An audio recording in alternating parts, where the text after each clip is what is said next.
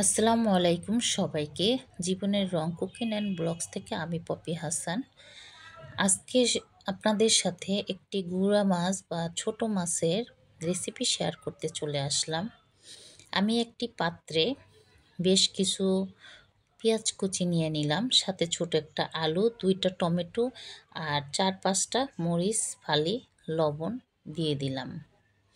এখন আগে থেকে কেটে ধুয়ে পরিষ্কার করে পানি ঝরিয়ে আমি মাছগুলো রেখেছিলাম, সেগুলো এবার নিয়ে নিলাম।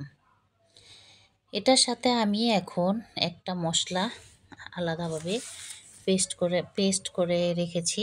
পেস্টটার মধ্যে ছিল বাটা মরিচ, থাকছে আদা রসুন সামান্য পেস্ট, ধনিয়া গুঁড়া, জিরা গুঁড়াও সামান্য দিয়েছিলাম, পরিমাণ মতন হলুদ।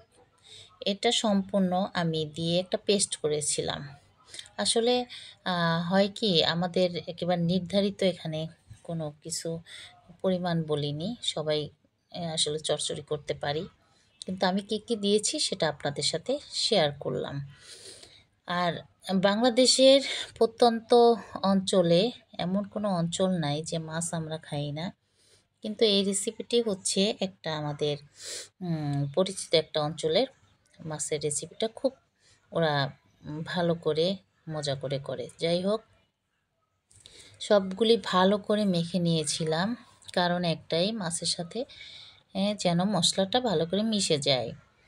সবার শেষে আমি তেল দিয়ে এটা মিক্স করে নিব, ভালো করে মিক্স করে নিব।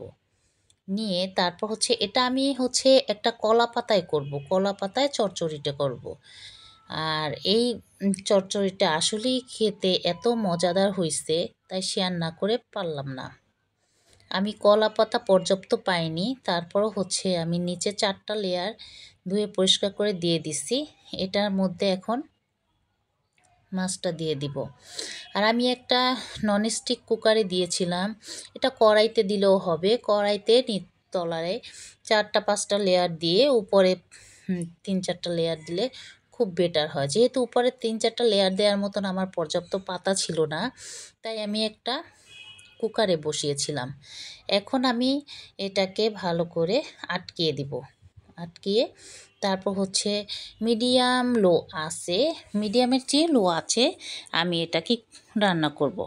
আর রান্নাটা আস্তে আস্তে করব, এভাবেই যেন পাতাটা আস্তে আস্তে পুড়ে যায়। আর পাতাটা যখন পুড়বে তখনই এটার মধ্যে থেকে অ্যারোমা বা সুঘ্রাণ যেটা আছে ওটা বের হবে। এখনও পাতাটা পুড়ে নাই, আমি একটু উঠিয়ে চেক করে দেখলাম। এখন আমি আবার এটাকে ঢেকে দিব সুন্দর করে। আল্লাহর রহমতে সুন্দর হয়েছে। হ্যাঁ, এত সুন্দর হয়েছিল, এত মজাদার হয়েছিল বলার বাহিরে। আপনারাও করে খাবেন এবং আমাকে কমেন্ট বক্সে কমেন্ট করে জানাবেন কেমন হয়েছে। আসলে গুঁড়া মাছ কিন্তু খুব উপকারী একটা মাছ, যেটা আমাদের চোখের জন্য বিশেষ করে খুব ভালো ভূমিকা রাখে। অন্য ভিটামিন তো আছেই, বাচ্চাদের জন্য খুবই ভালো একটা রেসিপি। আশা করি করে খাওয়াবেন।